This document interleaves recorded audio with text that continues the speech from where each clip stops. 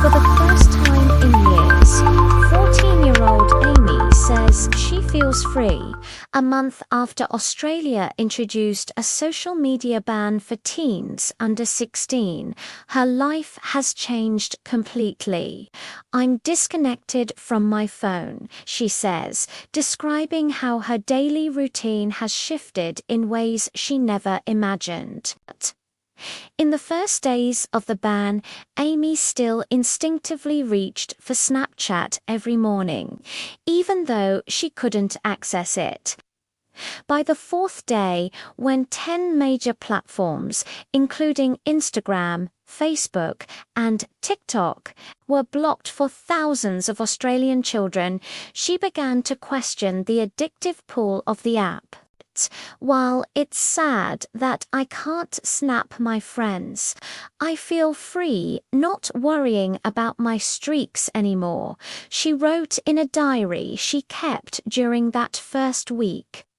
Snapchat streaks, daily exchanges of photos or videos, are designed to keep users hooked.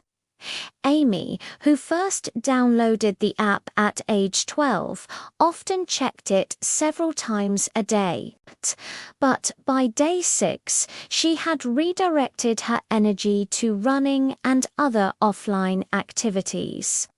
Fast forward a month, and Amy's habits have shifted completely.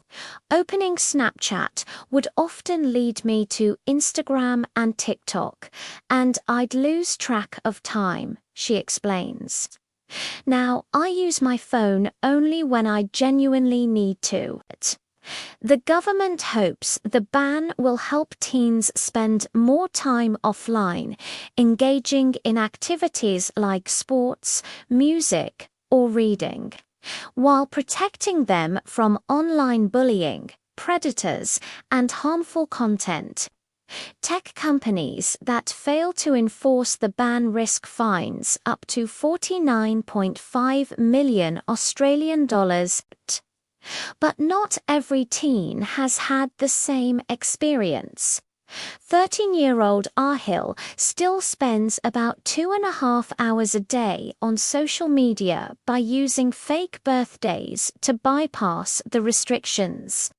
His mother, Mo, has noticed he's moodier and plays more video games than before. "When he was on social media, he was more social, more talkative with us," she says. Consumer psychologist Christina Anthony explains why. For many teenagers, social media isn't just entertainment. It's a tool for managing boredom, stress, and social anxiety. Removing it can cause irritability, restlessness, or a sense of social disconnection. Over time, they may adopt new coping strategies, like talking to trusted adults. Others, like 15-year-old Lulu, created new accounts but have also started reading a little more. Many teens have shifted to messaging apps like WhatsApp or Facebook Messenger, which are still accessible. Anthony notes that this highlights a key truth about social media. The enjoyment comes from shared attention, seeing posts, reactions, and participating in conversations. Without peers online, the platforms can feel oddly unsocial, even when technically available. Before the ban, teens also explored new apps like Lemon8, Yope, and Coverstar, seeking alternatives to Snapchat and Instagram. This compensatory behavior reflects a psychological need for social connection, identity expression, and entertainment.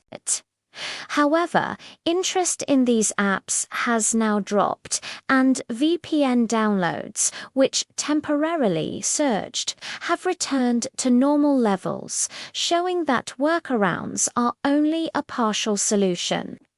The ban has had some unforeseen benefits. Amy recalls the tragic Bondi Beach shootings on the 14th of December. "I was glad I hadn't spent too much time on TikTok," she says. "I would have been exposed to an overwhelming amount of negative information."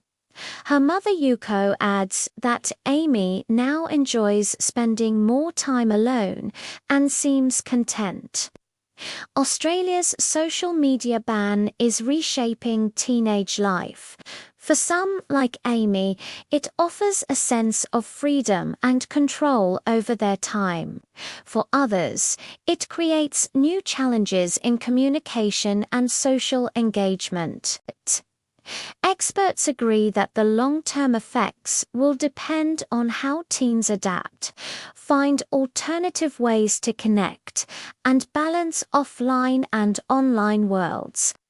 Only time will tell whether this bold approach to digital well-being will truly change the way younger Australians interact with technology. But for now, at least for Amy, the change feels liberating. What do you think about Australia's social media ban?